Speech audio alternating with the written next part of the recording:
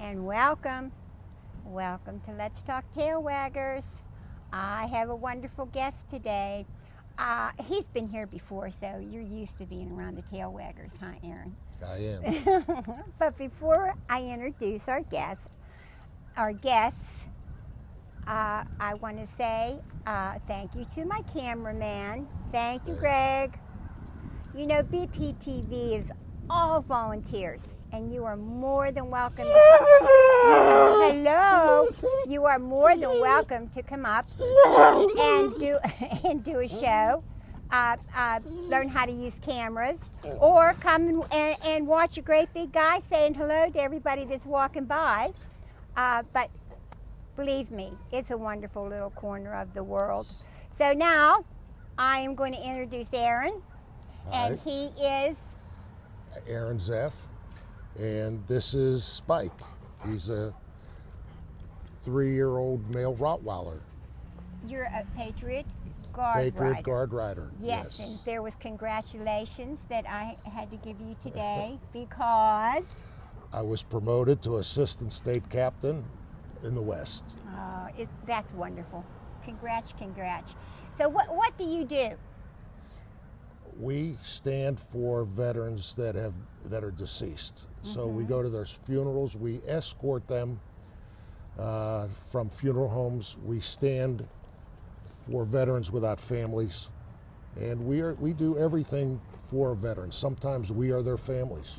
We try to be there for every veteran, every deceased veteran, particularly those without a family. And we give those people the same honors as if they would have a full family. Oh, that's wonderful. It is. So we have Spike here today. We're here about the Patriot Guard Riders, and we're here for Spike, the great big dog. Look at his tongue hanging out. Oh my Lord. Aaron trains them and make sure that he's safe around people. It's true. And he does train dogs himself, but this guy here has kind of been like his project, right? Your real loving project. He's your buddy. He's my buddy. He's with me all the time. I take him to work. I don't take him on my motorcycle. I don't think it's fair. But other than that, I take him Maybe a sidecar. everywhere. Not yet. He's a dear guy. So you take him to work. What does everybody at work think about you bringing the big guy?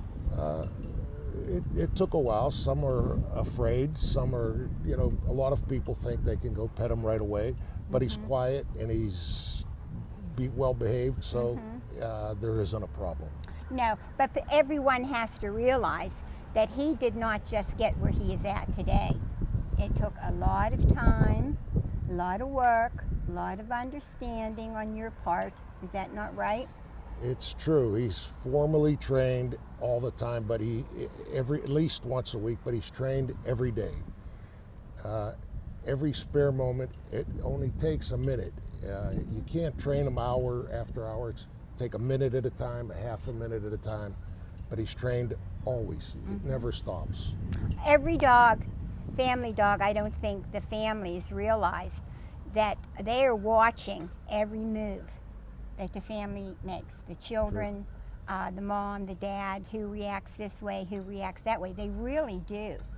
And people do not understand the intelligence of these guys. Dogs are pack animals. They mimic everything, every move you make. If they were back in the wolf stage of their development, they would be watching every pack member, and they still do. They watch every member, every move, how you bend your shoulders, how you smile. They know you. Your voice, dinner time, when it's time for somebody to come home.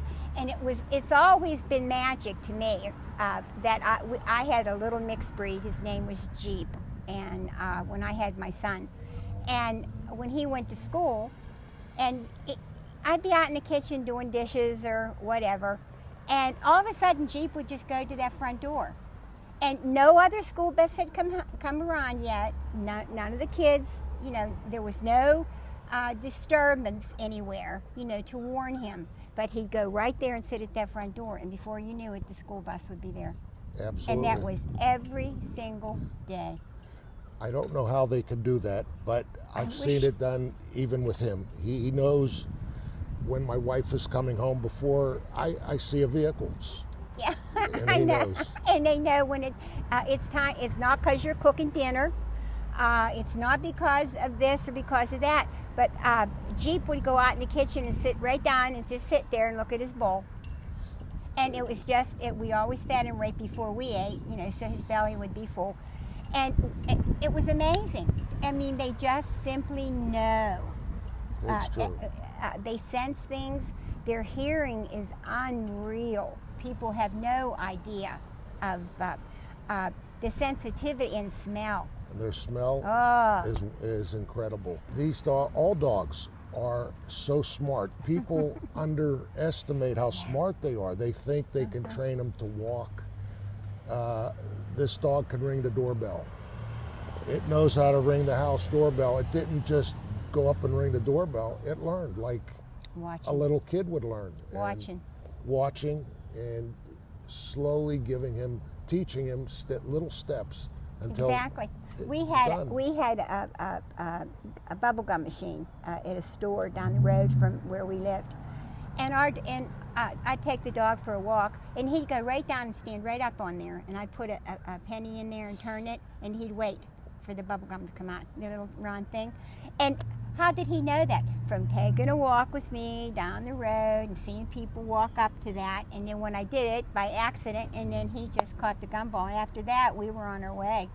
I mean, that's how you, and to teach them to sit nice, sit pretty, or whatever you want to call it. I taught every one of my dogs when I was cooking in the kitchen, and they'd come out, you know, and get in your way, and I'd have meat or a vegetable or whatever, and I'd go, pretty baby, sit pretty, and they always did, and by accident, and after that you were on your way. True. They pick Yeah. up everything they learn, but you have to put a little bit of effort. You not, do. Not a lot of effort, just You a do. little tiny bit of effort. Exactly, and you have to really understand the dogs that I think teenage boys have, especially. You know, they're just like when you watch those two together, there's just no words of the love that they have together. You know, because True. he's still at the age where he can give. You know, without feeling that he's a sissy or anything, you know, and the dog just wants to be his, you know, and his best friend, and they really do really love each other. The unfortunate thing is so many people buy dogs for the wrong reasons, and so point. many people buy dogs that they know nothing about. This dog, Spike, is not for everybody. Right. This for the person that's in their 80s and they think they need a protecting dog like this dog. That isn't the way to go. This is not the dog for them. Too much. And it's hard to make people understand that bigger isn't better. You can get a smaller dog, and it can be just as ferocious and helping as this big guy here. When someone goes to buy a dog, they have to research the dog, see what that dog does, how that dog was bred, and see if it fits in your family. If you have kids and you have a dog that nips, and a lot of little dogs nip, then it's not for your family. Well, you can stop them from nipping too. Yeah, If you take your time with it. You know, they only do that because the kids are fast. You know, my mother had a little poodle, and my little niece lived with her, and she would sumo, and Sherry would do that, you know. So I would sit down on the floor, and I knew when Kimmy was going to go, and I'd get Sherry and sit on the floor with her and say, okay, it's okay, she's playing. And before it took maybe a week or so of me stopping Don and training, and it was over. You can make them understand. They're just, I don't want you to do that. It's true. Rarely is there a bad dog. Right. Many times people say this dog is bad, you can't train it, or the breed's bad. It's just a matter of training. You're right. and how much time you want to put in with that dog. And the pits are really taking a shot. The pit bulls, they are really, every day on TV there's something going on with those guys, and it just breaks my heart. It just breaks my It's heart. generally the owners and not the dog. Oh, it always is. It always is. Why do people want a dog that's big and you like your big dogs? Some people like their German. A small lady might like their German shepherds. You know, but you understand them. She'll understand them. But why do people want to go and get such a big dog? And I mean, those dogs are powerful as he is. If you're not willing to put the time in to train them, I've been training these particular dogs for 20 years, and I understand the dog. I train the dog. I have 2 at home. I train them all the time. You have to. I take these dogs around children, around people. They have to be gentle. They have to know, you listen to me, and we'll be okay in life. I can't take that chance, and some people buy these big dogs and they're not willing to train them. They just think they'll absorb everything in life, and they won't. Well, is Spike going to be getting ready to be able to go with you to a hospital, or so is he going to get certified? He will be certified shortly. I do take him as it is to the Veterans Hospital because he's very good. But he is getting ready to be certified. We're just waiting for a class. Oh, that's wonderful. Do you think the young men coming home that are so injured, each one of them, they should have a dog waiting for them, don't you think? Yes, because I do. It's easier to it is easy to train these dogs, and a lot of our veterans that come back, handicapped or not, they still can train a dog. Yes. It's you don't have to train a dog in the same way as I do.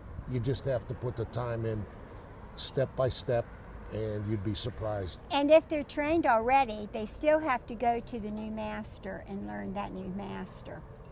You know, what his needs are.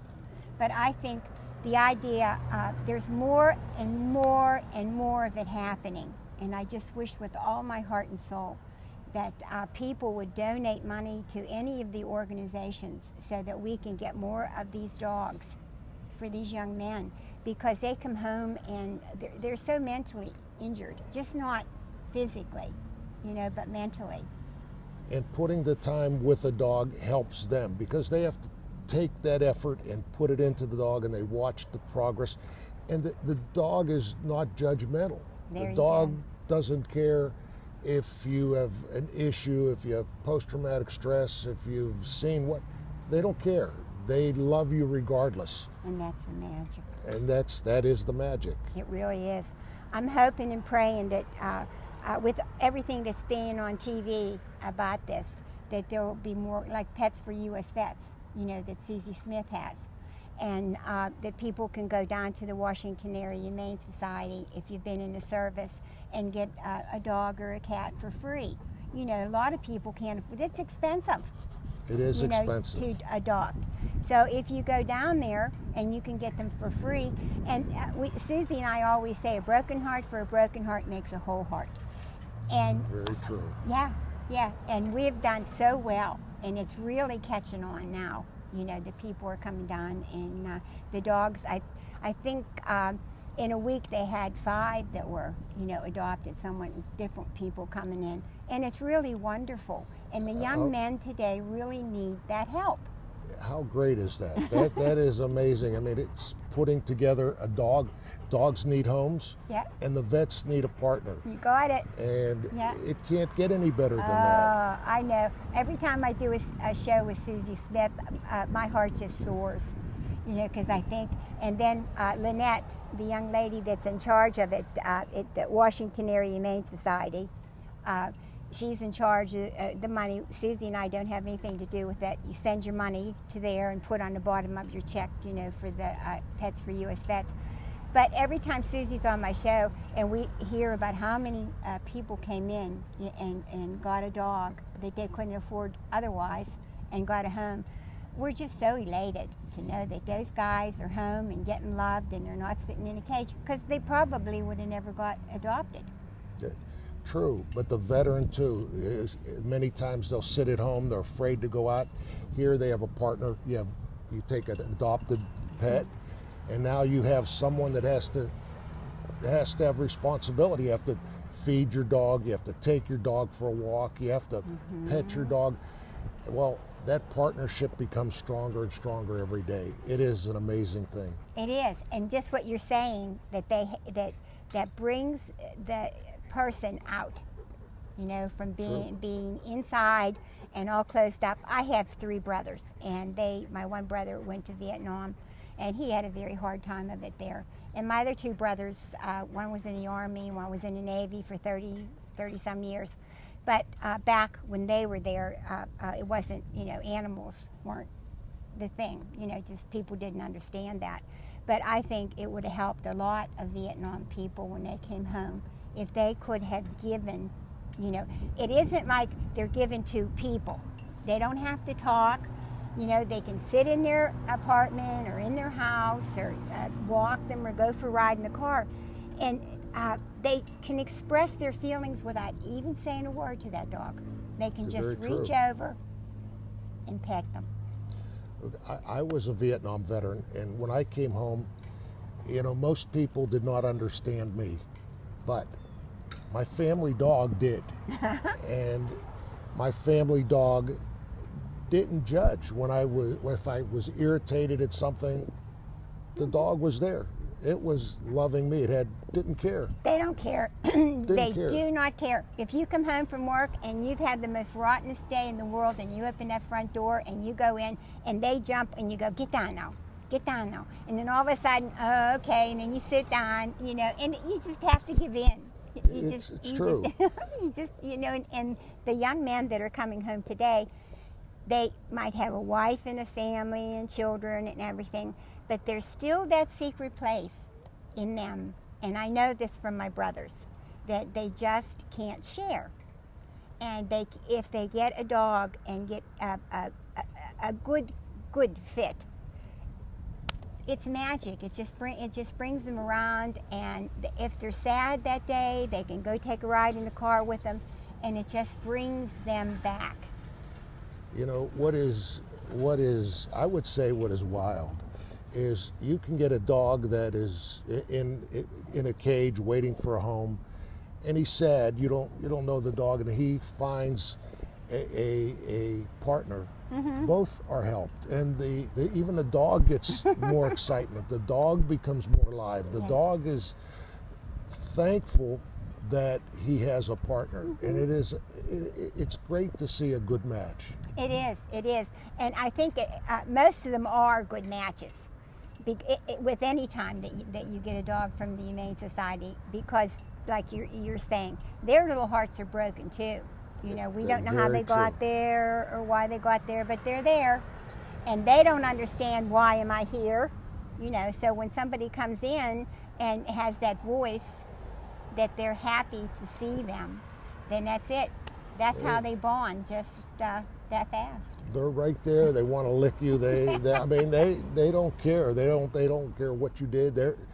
When they get in your face to be happy with you, that's why they're put together. If someone wanted to get their dog so they could take them to the hospital, vet's hospital, and walk around and talk to the men, how would they go about getting training for their dog?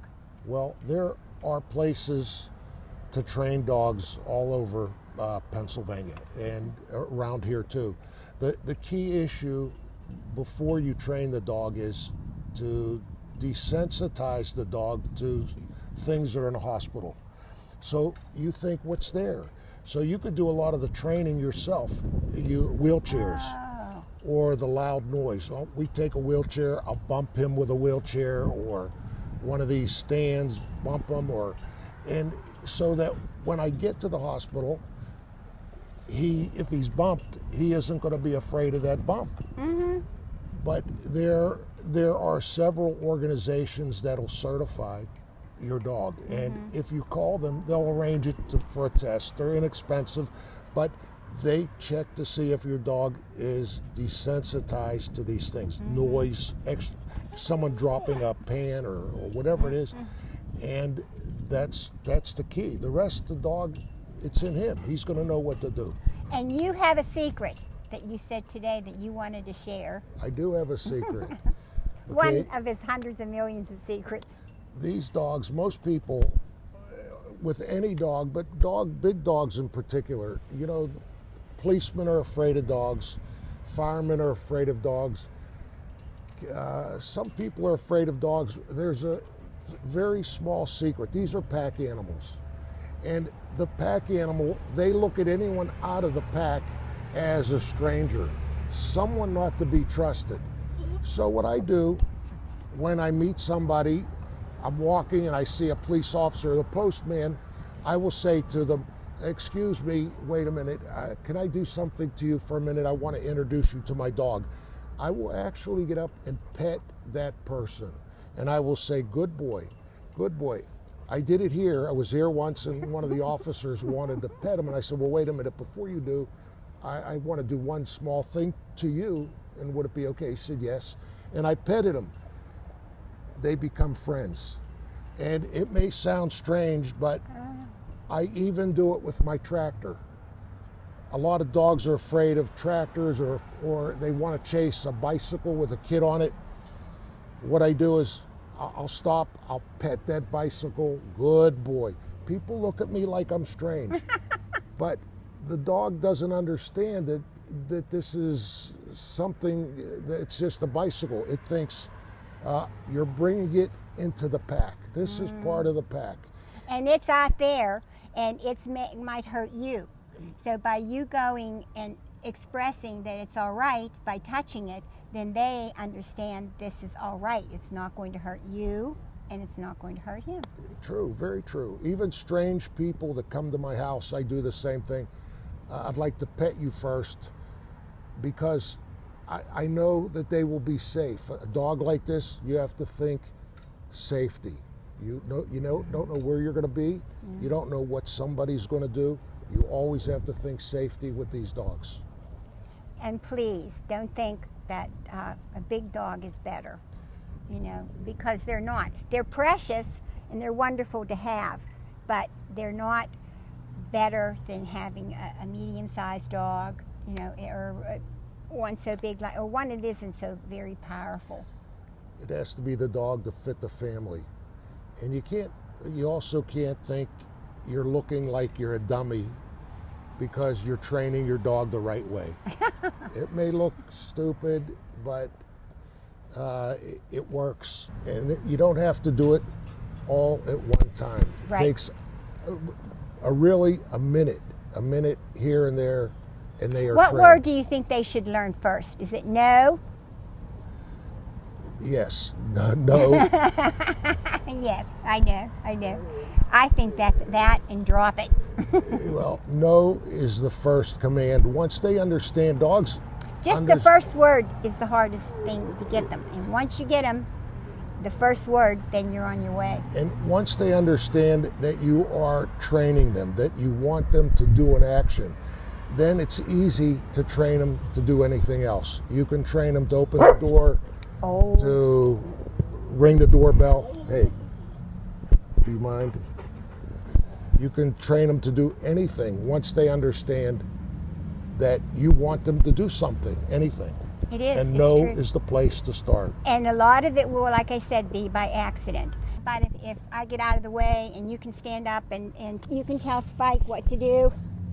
Okay. One of the most important things is when you have a dog, you're going to take your dog to the vet. So when you take your dog to the vet, do you want him running around and squirming around? And no, because he will not get the exam the way you would want them to do. The veterinarian's going to struggle too. So one of the things you want to train your dogs is to stand and stay there so the dog can examine them. So we do that. Stand. Come on, get up here. Stay. Now, the dog knows he can be touched, he can be done anything. How do we do it? We make them stand, we touch them, we do everything to them, so that when we take him somewhere, he will do that. Sit. Sit. If you notice, I don't really have a collar on him. This is a leash I just looped around here, so he has no collar. So he's basically listening to everything I say. You want to take him someplace that there are people.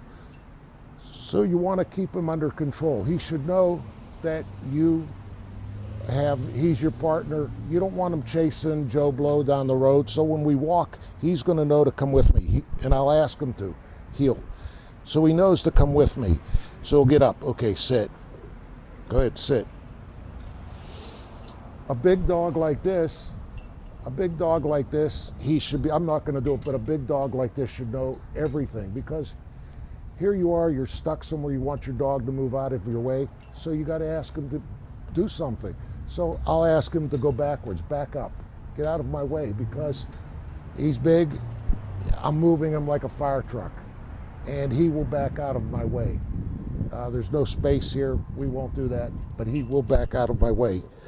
When they're up like this, when they get up like this, which he just did, he's telling me he's on guard right now. He sees a stranger, so he is on guard right now. He got up. Normally when you're with people, you want them to be either down or sitting. Sit. Sit. Hey, sit. Good boy. Try to move out of the way. Hey, where are you going? Sit. Sometimes you want your dog to listen to you. You want your dog to be down. So I'm going to tell him to be down. Platz. I'm telling him in German because he's also trained to protect me. And you don't want to teach him in English because if somebody was going to interfere with you, they wouldn't know what you're saying. Dog doesn't care. Okay, sit again. Good boy. Okay, good boy. Hey, sit. Sit. I know you don't know. Sit. Okay, good boy. We don't train these dogs to do lots of tricks. They are trained for protection, so that's their job. This is his job, but he's also my friend. He will do almost anything I ask. Hey, sit. When we teach them, okay, sit. Sit. Okay, you can't always hold your dog to a leash. You might want to do something and walk away from your dog. You don't expect your dog to be chasing the squirrels while you go over and look at the roses. But when I walk, he knows, what sign am I telling him? When I walk, I'll start out with my left foot. He knows that this is where we're going. He knows I don't have to say anything to him. I did. My foot did. Sit. And he's supposed to sit when we stop. He's excited. What we say, he's off the farm, and meaning he's off of some place that he's familiar with, but he's still supposed to be, he's a dog too. Okay, sit. Okay, what else can you do? Can you eat food? You can. Well, I want to say thank you, Aaron. You're welcome. Thank you so very much from the bottom of the Tail Wagger's heart. It's our pleasure. It's our pleasure. And like always, I love you. And thanks from all the Tail Waggers.